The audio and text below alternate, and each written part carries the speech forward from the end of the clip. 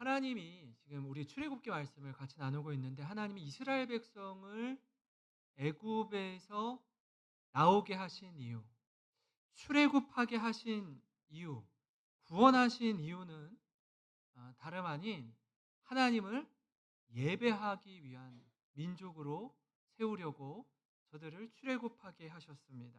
그러니까 예배 가운데 임재하시는 하나님을 경험하는 것, 예배를 통해 하나님을 찬양하고 높이는 것, 예배 가운데 하나님과의 관계를 회복하는 것, 이게 저들을 애굽에서 구원하신 하나님의 목적이요 이유였습니다. 그래서 이 시내산에서 저들과 언약을 세우고 어, 성막, 이 성소를 어떻게 만들어야 하는지 보여줘요.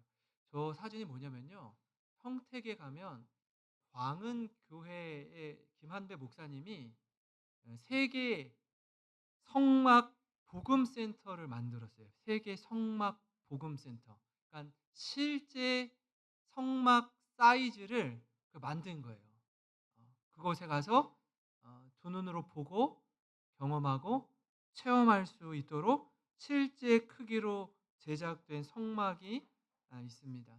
한번 제가 오늘 말씀 준비하면서 이 말씀이 좀 딱딱하기도 하고 좀 쉽게 다가오지 않기도 하고 해서 생각을 해봤어요. 생각을. 뭐냐면 하나님이 디자인하고 하나님이 설계하신 예배당의 모습이 저거거든요. 지금 오늘 우리가 드리는 이 영생교회 교회당의 모습과 한번 이렇게 생각해 보면 좋을 것 같아요. 그리고 성당, 카톨릭의 성당 한번 이렇게 생각을 해보세요. 어때요? 하나님이 디자인하신 성막이 저렇게 디자인되어 있어요. 성전 있잖아요. 예루살렘 성전, 솔로몬 성전도 지금 저거는 출애굽 여정 가운데 성막을 쳤다가 걷었다가 쳤다가 걷었다가 해야 되는 거예요. 나중에 다윗이 모든 재료를 준비해서 세워지는 솔로몬 성전은 이 맥락과 같아요. 거의 비슷하게 지어지는 거예요. 이동하지 않는 이제 성전으로서의 예배당이 저렇게 지어지는 거예요. 제가 카톨릭 이 성당, 서울에 있는 명동 성당을 한번 생각해 보니까 그 안에 들어가면요 굉장히 화려합니다. 엄청나게 화려해요. 일명 성상이라고 해요. 거룩한 형상으로 지어진 12 사도들의 상들이 이렇게 막 세워져 있어요. 엄청 멋있습니다. 그래서 카톨릭이 점점 시간이 지남에 따라서 그 상들을 숭배하기도 했어요. 베드로상, 야고보상, 요한상을 우상처럼 숭배하기도 했어요. 한국교회 교회가 처음 생길 때 예배당 요 중앙에 뭐가 있죠? 예전에 십자가가 있었어요. 십자가가 있었어요. 그리고 다른 교단도 십자가 있는 교회가 많이 있습니다. 많이 있어요. 우리나라 이 합동교단이 제가 어렸을 적, 제가 한 초등학교 저학년 때인가 십자가가 있었는데, 저도 아니 합동교단 출신인데 어느 순간 십자가를, 물론 위에 밖에는 달려 있죠. 예배당 안에는 떼어 놓는 거예요. 떼어 놔요. 또 총회에서 결의를 했대요. 예배당 안에 십자가는 떼는 걸로 합시다. 왜 그랬을까요? 예, 우상이 될 수 있어서 그런 거예요. 십자가가 상징하는 게 뭐죠? 예수 그리스도의 보혈, 구원의 상징이에요, 사실은. 그럼에도 불구하고 우리가 눈에 보이는 상에 대해서 굉장히 민감하게 반응해요. 또 십자가를 바라보면서 예수님을 묵상하고 떠올리는데 그 십자가마저도 뭐가 될 수 있어요? 우상이 될 수 있다는 거예요. 왜요? 카톨릭에서도 여러 그 사도들의 상을 세워놓고도 그걸 숭배했다니까요. 카톨릭의 특징 중에 하나는 뭐예요? 이 마리아 상을 세우고 예수님 상을 세울 때 항상 마리아를 부각시키기 위해서 예수님은 마리아 품에 안긴 아기 예수로 표현할 때가 있어요. 아기 예수로. 마리아를 뭐라고 얘기해요? 어? 성모 마리아잖아요. 그죠? 이렇게 얘기해요. 하나님의 어머니. 네. 하나님의 아들로 오신 예수님을 낳았잖아요. 그러니까 성모 마리아를 섬기려면 어떻게 해요? 이게 부각되려면 하나님의 어머니시다 이렇게 말하는 거예요. 그러니까 이 모든 것 하나하나가 우리가 종교성을 믿음을 가지고 하나님을 예배한다라고 하는데 하나님 아닌 다른 것들에 집중하고 본질이 아닌 비본질에 우리 마음이 뺏기고 이렇게 되다 보니까 오늘 출애굽기에서 말씀하는 이 성막, 하나님이 모세를 통해서 설계해 주시고 디자인해 주신 이 성막이 어떻게 되어 있는지를 나타내 주는데 성막 안에 번제단이 있고 물두멍이 있어요. 여기에서 번제를 드리고 물두멍에서 손을 씻고 아까 보여드린 저 성막 안으로 들어가는 거예요. 조그맣게 생겼는데 저 성막 안에 아까 보여드린 그 실제 성막 안에 5개의 기둥이 있고 그 안에 딱 들어가면 정면에 향을 피우는 분향단이 있어요. 그리고 왼쪽에는 빛을 밝히는 이 초가 등대가 있고 등잔대가 있고 오른쪽에 오늘 우리가 말씀 읽은 떡상, 진설병 상이 놓여 있어요. 왼쪽은 빛을 밝히는 등잔 불이 있고 오른쪽에는 떡상이 있고 가운데에는 향단이 있어요. 그리고 그 뒤에 대제사장이 7월 10일 대속죄일에 단 한 번만 들어갈 수 있는 성소 안에 성소와 지성소를 나누는 휘장이 가려져 있고 그 휘장 뒤에 지성소, 하나님의 임재가 머무는 지성소가 있어요. 우리 사무엘상 말씀 같이 보잖아요. 그 지성소 안에 뭐가 있죠? 아, 요렇게 그 스랍 또 그 뭐라고 하죠? 이거예요. 천사를 네? 그룹. 우리 소그룹, 대그룹 그룹 있잖아요, 그룹. 그룹을 천사라고 하는데 그룹 둘이 고개를 숙이고 날개를 조아리고 머물러 있어요. 그 밑에 아론의 쌍난 지팡이, 만나가 담긴 항아리, 십계명 두 돌판이 그 안에 담겨 있어요. 그 그룹 사이로 하나님이 임재하신다는 거예요. 사무엘이 블레셋 이스라엘이 블레셋과 싸울 때 그 하나님의 언약궤 법궤가 없어서 졌다라고 해서 그걸 어디에서 지성소에서 가지고 전쟁터 현장으로 가지고 온 거예요. 그걸 빼앗긴 거예요. 그걸 빼앗기는 거예요. 그럼 오늘 우리가 읽은 이 진설병상, 떡상은 뭘 의미할까요? 그 진설병 항상 떡을 그곳에 놓아야 되는데 떡을 몇 개 놔요? 12개를 놔요. 떡 하나에 2kg, 3kg 돼요. 진짜 케이크죠, 케이크. 큰 떡이에요. 큰 떡을 6개, 6개, 12개를 놔요. 12개를 놔요. 뭘 상징할까요? 12개 하면. 12 지파를 상징하는 거예요. 항상 놓여 있어야 하는 떡이에요. 항상 놓여 있어야 하는 떡입니다. 30절, 25장 30절에 상 위에 뭘 두어? 진설병을 두어 항상 내 앞에 있게 할지니라. 상 위에 진설해 놓은 떡이 진설병이에요. 레위기 24장 5절 6절에 이렇게 나옵니다. 너는 고운 가루를 가져다가 떡 12개를 굽되 각 덩이를 10분의 2 에바로 하여 여호와 앞 순결한 상 위에 두 줄로 한 줄에 몇 개씩? 6개씩 진설하고 그 떡 하나가 2kg에서 3kg니까 빵 하나의 크기가 엄청나게 큰 겁니다. 레위기 24장 8절 9절에도 이렇게 나옵니다. 이걸 교체를 해요. 교체를. 일주일마다 한 번씩 교체해요. 안식일마다 이 떡을 여호와 앞에 항상 진설할지니 이는 이스라엘 자손을 위한 것이요 영원한 언약이니라. 이 떡은 아론과 그의 자손에게 돌리고 그들은 그것을 거룩한 곳에서 먹을지니.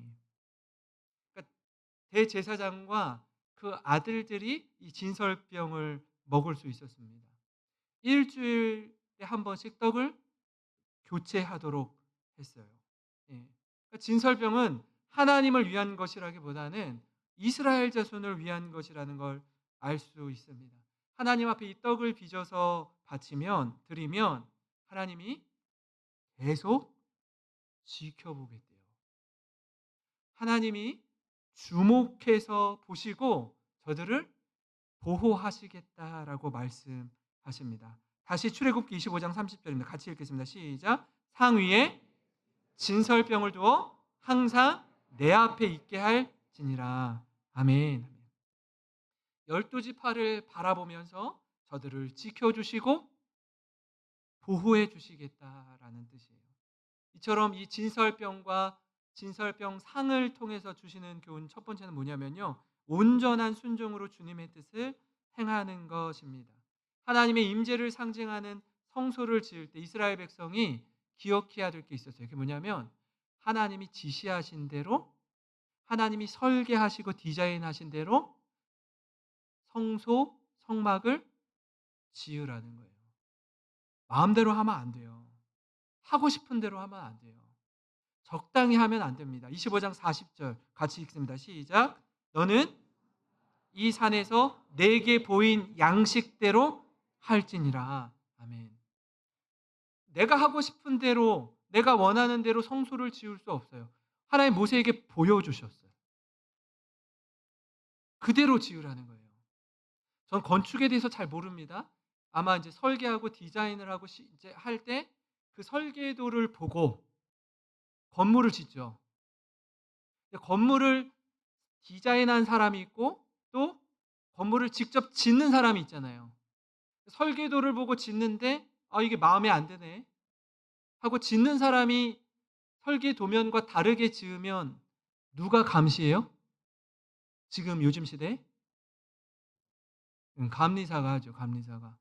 도면대로 그대로 짓는지 아니면 자기 마음대로 짓는지 그걸 확인하는 거예요, 감리사가. 똑바로 짓지 않으면 다시 줘야 되는 거예요. 똑바로 짓지 않으면 다시 허물고 다시 줘야 되는 거예요. 준공이 안 나죠. 왜요? 설계한 대로 짓지 않으니까. 성막을 짓고 성소를 지을 때도 어떻게 해요? 하나님이 말씀하시는 대로 지어야 한다라는 겁니다. 그 재료며 규격, 사이즈까지 빠짐없이 하나님이 가르쳐 주세요. 우리는 이게 무슨 얘기야? 우리나라 뭐 센티미터도 아니고 무슨 규빗 얘기하는데 이 팔 손에서 여기까지 길이인데 한 45cm에서 한 50cm 정도 되거든요. 이 길이대로 만들라라고 하는데 그대로 하라는 거예요, 그대로. 우리가 말씀을 대할 때 하나님의 말씀을 분명하게 듣고도 때로는 우리 생각대로 해석하고 우리 마음대로 결정하고 우리 마음대로 행할 때가 있습니다. 그래 놓고 그것을 하나님의 뜻이라고 생각하는 거예요. 내 뜻을 행하면서 하나님의 뜻이라고 여기는 것입니다. 이건요. 큰 착각이요 오산입니다. 뭘 모르고 하는 얘기예요. 제가 대학교 1학년 때인가 누구를 만나기로 했어요. 친구를 만나기로 했던 것 같아요. 가리봉역에서 만나기로 했어요. 가리봉역에서. 지하철역에 가리봉역이라는 데가 있는데 거기서 뭐 오후 2 시에 만나기로 약속을 했어요. 근데 그렇게 약속해 놓고 제가 어디로 갔냐면 개봉역으로 갔어요. 개봉역에 가서 기다리는 친구가 없는 거예요. 그래서 "야." 이 친구가 나중에 연락이 "우리가 가리봉역에서 만나기로 했는데 너 왜 개봉역에 있니?" 제가 뭐라고 했는지 아세요 제가? "야 가리봉, 가리봉, 가리봉, 가리봉 하면 개봉되는 거 아니야?" 완전히 엉뚱한 데 가서 기다리고 있는 거예요. 보니까 가리봉역이 따로 있고 개봉역이 따로 있는 거예요. 다른 역인 거예요. 역 자체가 다른데 엉뚱한 데 가서 기다리면서 제가 그렇게 친구한테 얘기하는 거예요. 말도 안 되는 소리 하고 있는 거죠. "내가 내 뜻을 행하면서 하나님 뜻 아니야?" 라고 말하는 것과 같은 거예요. 같은 거예요. 십계명도 마찬가지 아닙니까? 크게는 하나님을 사랑하고 두 번째는 이웃을 사랑하라는 말씀입니다. 하나님 어떻게 사랑해야 되는지 1 계명부터 4 계명에 기록되어 있고 5 계명부터 10 계명은 이웃을 어떻게 사랑해야 되는지 구체적으로 기록하고 있습니다. 우리 삶을 말씀이라는 거울에 비추어서 돌아봐야 돼요. 하나님의 말씀이 막연하거나 애매모호하지 않습니다. 지금 성막을 짓는데 하나님이 "이거 그냥 이렇게 대충 지어"라고 하지 않잖아요. 정확하게 규격을 말씀해 주시잖아요. 어디에 놓아야 되는지, 어떤 재료로 만들어야 되는지 하나에서부터 열까지 이 정도로 섬세하신가 하나님이? 이 정도로 디테일하신가 할 정도로 모든 재료며 규격이며 다 가르쳐 주셔요. 그럼에도 불구하고 우리 뭐라고 하죠? 하나님의 뜻을 잘 모르겠대요. 하나님이 너무 애매하게 말씀하시네요. 하나님 너무 답답하다고 여길 때가 있습니다. 왜 이렇게 말해요? 하나님 뜻과 내 뜻이 지금 다르거든요.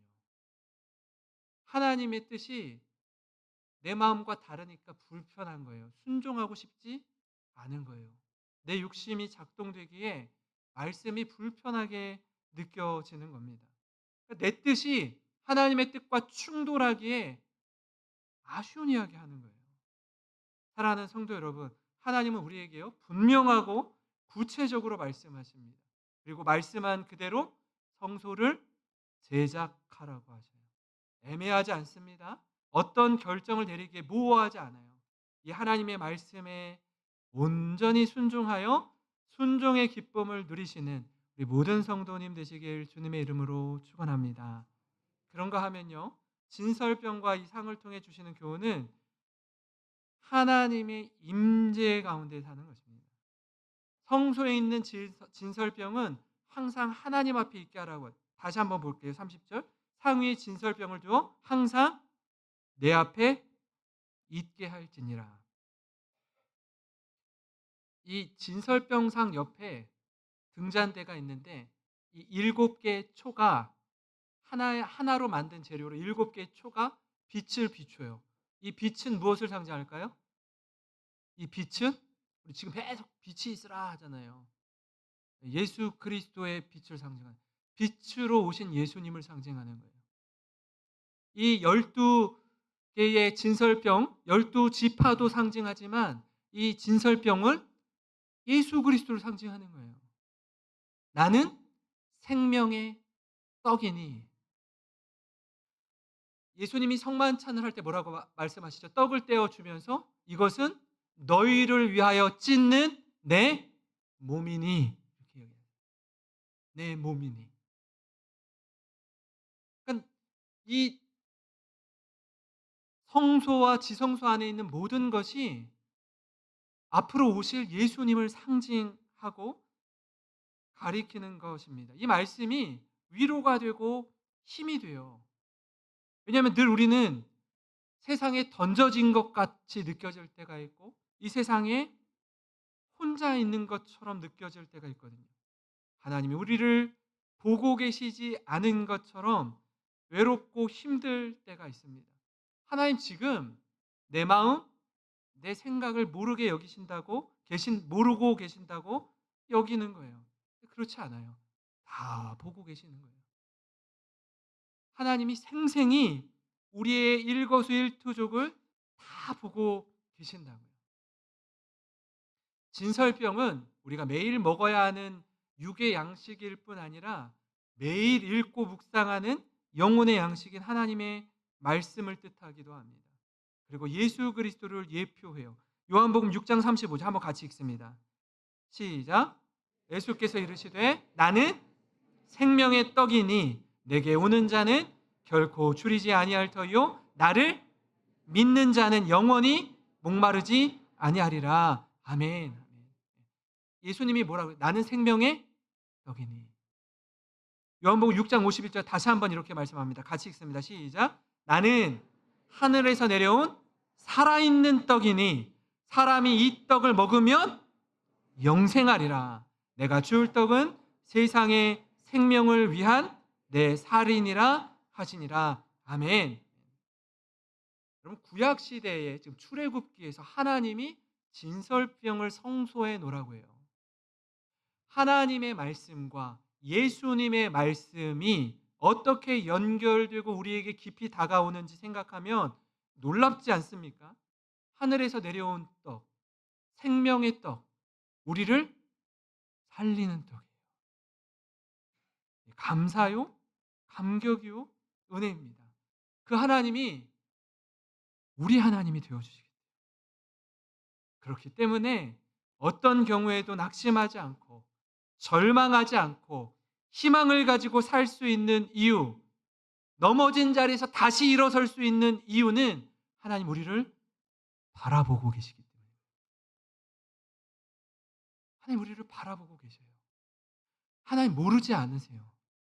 우리 마음, 우리 형편, 우리 생각을 다 알고 계셔요.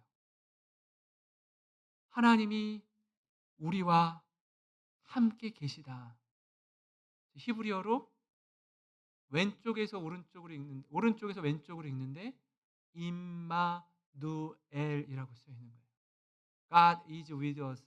God with us라고도 하는데 우리와 함께 하시는 하나님.